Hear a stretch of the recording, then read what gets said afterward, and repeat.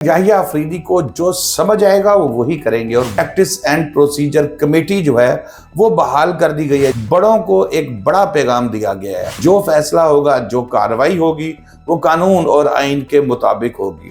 कौन सा केस किसको देना है, कौन से बेंच ने कौन से केसेस सुनने हैं, कौन सा बेंच कैसे बनेगा, ये तमाम चीज़ें चीफ जस्टिस ऑफ पाकिस्तान करते थे। वो तमाम काम जो भी हैं वो तमाम काम ये प्रैक्टिस एंड प्रोसीजर कमेटी करेगी। जजेस का इख्तलाफ राय फैसलों की हद तक होता है कि इज्जत जो है वो काजी फाइज ईसा की नहीं है, इज्जत चीफ जस्टिस ऑफ पाकिस्तान की। याहिया अफरीदी को जो समझ आएगा वो वही करेंगे और वही उन्होंने किया। आज उन्होंने अपना हलफ उठाया चीफ जस्टिस और पाकिस्तान की हैसियत से पाकिस्तान के 30वें चीफ जस्टिस बने हैं और कदम उठाया जो उन्होंने वो ये है कि प्रैक्टिस एंड प्रोसीजर कमेटी, जिसके मामले में काफ़ी ज़्यादा रोला पड़ गया था जस्टिस काजी फाइज ईसा साहब की जब सरबराही में ये कमेटी थी, फिर ऑर्डिनेंस लाना पड़ा, तब्दीलियां करनी पड़ी। आज जस्टिस याहिया अफरीदी साहब का पहला हुक्म सामने आया है और वो प्रैक्टिस एंड प्रोसीजर कमेटी जो है वो बहाल कर दी गई है। जस्टिस मंसूर अली शाह साहब जो कि सीनियर तरीन जज हैं वो, और इसके अलावा जस्टिस मुनीब अख्तर साहब उस कमेटी में दोबारा शामिल कर दिए गए हैं। बड़ी अहम डेवलपमेंट है। जस्टिस याहिया अफरीदी साहब की जानिब से बड़ों को एक बड़ा पैगाम दिया गया है और वो ये पैगाम है कि जो फैसला होगा, जो कार्रवाई होगी वो कानून और आइन के मुताबिक होगी।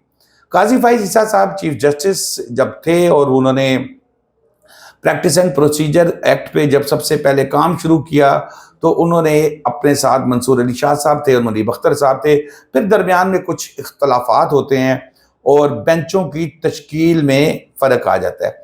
अब यहाँ मैं आपको एक चीज़ बता दूँ कि प्रैक्टिस एंड प्रोसीजर कमेटी ये वो कमेटी है जो चीफ जस्टिस है, यानी कि पहले सिर्फ एक चीफ जस्टिस हुआ करता था, अब 3 चीफ जस्टिस होंगे।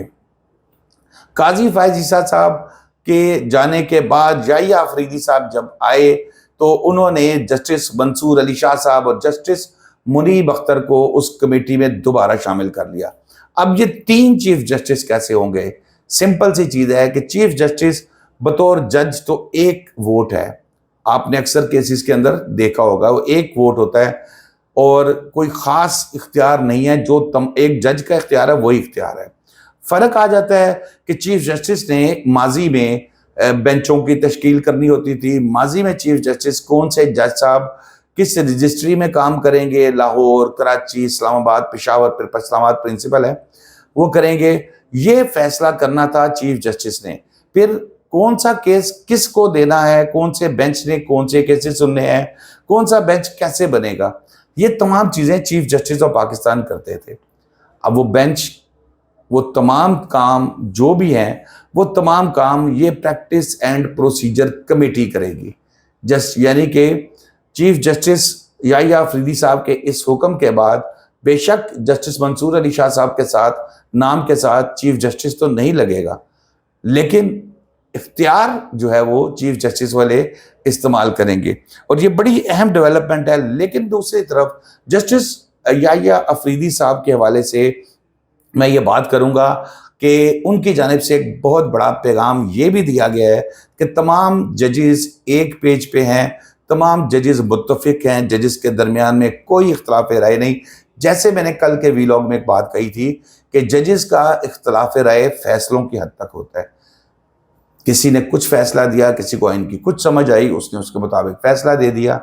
लेकिन जजेस के इख्तलाफ को तूल देना, इसमें हमारे कई मैंने देखा जो यूट्यूबर्स हैं जो सुप्रीम कोर्ट के बाहर खड़े होके वीलॉग कर रहे होते हैं, ये बड़ा किरदार अदा करते हैं। ये जनाब ये काजी ने ये कर दिया, मंसूर अली शाह साहब ने ये कर दिया, फलां ने ये कर दिया। अब इनके लिए बड़ी बदकिस्मती, इनकी बदखबरी जो है वो उमर चीमा साहब को मैं सुन रहा था कि ये जो याहिया अफरीदी साहब हैं ये तो वीलॉग या सोशल मीडिया तो दूर, ये तो नेशनल मीडिया भी नहीं देखते। ये तो फारिग वक्त में फिल्में या जो चीज़ें देखते हैं, लेकिन उनका कोई ऐसा इंटरेस्ट नहीं है कि वो वीलॉग सुने। और वो कहते हैं कि उन्होंने मोबाइल भी कोई नॉर्मल सा रखा हुआ है, इस तरह का कोई एक्सक्लूसिव चीज़ नहीं रखी।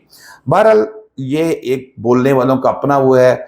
और फिर मैं ज़ाती तौर पर समझता हूँ कि कई ऐसे लोग हैं जिन्होंने قاضی فائز عیسیٰ صاحب جب چیف جسٹس تھے تو ان کے ساتھ بڑا انسلٹنگ بیہیویئر رکھا، اور قاضی فائز عیسیٰ صاحب اس کو اگنور کرتے رہے، حالانکہ ماضی میں ہم نے توہین عدالت میں بڑی سزائیں ہوتی دیکھی ہیں۔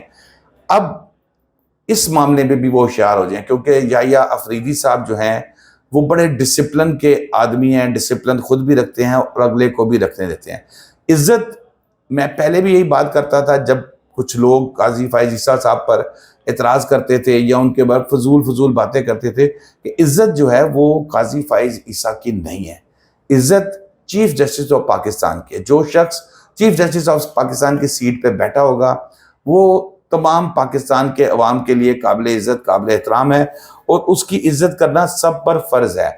اب یہاں پر آج تھوڑا سا اہل برداری کی تقریب کی بات بھی کر لیں، کیونکہ مجھے یاد ہے میں نے کل بھی یہ بات کہی تھی کہ دیکھنا یہ ہے کہ کل تو جو فل کورٹ ریفرنس تھا اس میں جو شریک نہیں ہوئے وہ تو انہوں نے اپنی جج صاحبان نے ناراضگی کا اظہار کر دیا جانے والے چیف جسٹس سے، جس میں منصور علی شاہ صاحب تو عمرے کی ادائیگی کے لیے گئے ہوئے تھے، جس میں منیب اختر صاحب تھے، جسٹس عائشہ ملک صاحبہ تھی، اس کے علاوہ جسٹس عطر منیلا صاحب تھے، جسٹس شہزاد ملک صاحب تھے، یہ وہاں نہیں آئے۔ لیکن آج جب حلف برداری کی تقریب ہوئی اور اگر یہاں نہ آتے تو میسج یہ جاتا کہ ان سے بھی وہ ناراض ہیں۔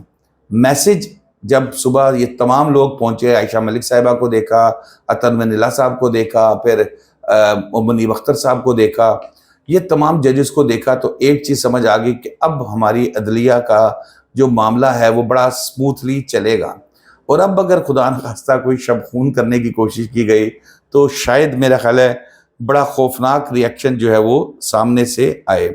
بہرحال گارڈ آف آنر بھی مل گیا، پہلا حکم بھی آ گیا۔ دیکھیں اب منڈے سے جب وہ روٹین کی پریکٹس شروع، کیونکہ اب انہوں نے فل کورٹ بھی 28 کو طلب کر لیا ہے۔ جسٹس منصور علی شاہ صاحب تو میرے خیال میں نہیں ہوں گے کیونکہ انہوں نے یکم کو واپس آنا ہے، لیکن منیب اختر صاحب اور باقی کے تمام جج صاحبان فل کورٹ میں شریک ہوں گے، اور دیکھیں وہاں کیا گفتگو ہوتی ہے۔ شاداب ریاض کو اجازت دیجیے، اللہ حافظ۔